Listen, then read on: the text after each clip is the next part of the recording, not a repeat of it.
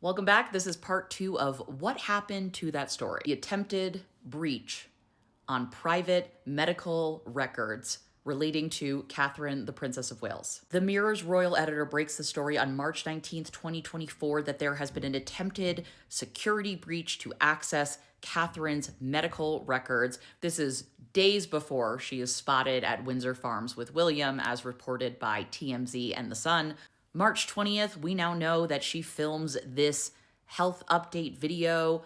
Kensington Palace releases Catherine's medical health update video on March 22nd, 2024. And then most of the follow-up reporting into this is non-existent. At the time of the story, Info Security Magazine and others reported that the UK's Data Protection Authority confirmed that it is investigating the reported breach of Kate Middleton's medical records at the London clinic. Quote, in a statement, an Information Commissioner's Office, ICO, spokesperson said, we can confirm that we have received a breach report and are assessing the information provided. I mean, this is a massive deal. And it's curious because at the time, immediately there were promises of investigations by the ICO and referring the incident to the Met. Town and Country reiterated a lot of what that previous article said about the ICO, but they also had a quote from Kensington Palace. In regards to the breach, Kensington Palace said, quote, this is a matter for the London clinic.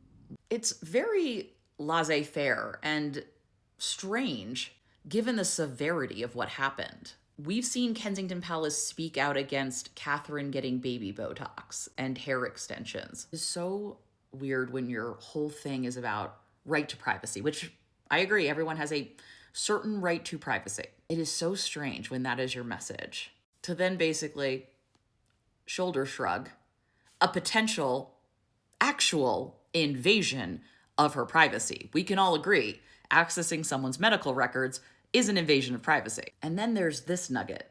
There was a story written by The Express from March 20th, 2024 that largely flew under the radar, but did say that despite Health Minister Maria Caulfield stating that officers have been asked to look into the alleged attempt to access Catherine's medical records, the Met Police responded to The Express and said, quote, we are not aware of any referral to the Metropolitan Police at this time. Say what?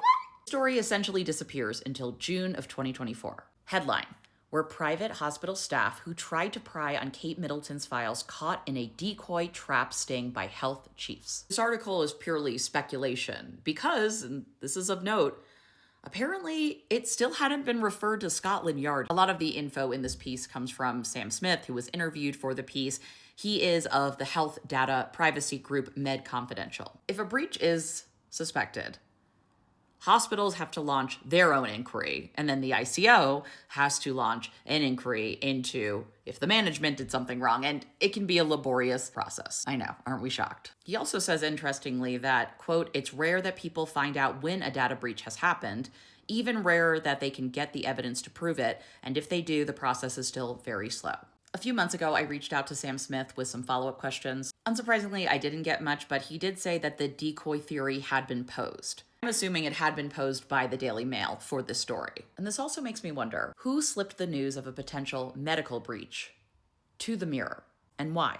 As of today's date, I have not seen any updates or developments in this story. And this is a huge problem with our media ecosystem. The follow-up to a story is rarely as compelling or covered as the initial story that sparked outrage, which is weird because typically with time comes more information, which comes with more facts about what actually did happen. Jane Fonda talks about this in her memoir, how there was a time where the media reported that she had been arrested for smuggling drugs. This was over a misunderstanding about vitamins. It was the 60s or 70s.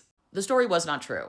And I'm paraphrasing here, but she laments that, of course, the correction issued is buried in the inside pages in a little paragraph. It never makes the front page. You can't put stories like these back in the bottle. This is a sensational story.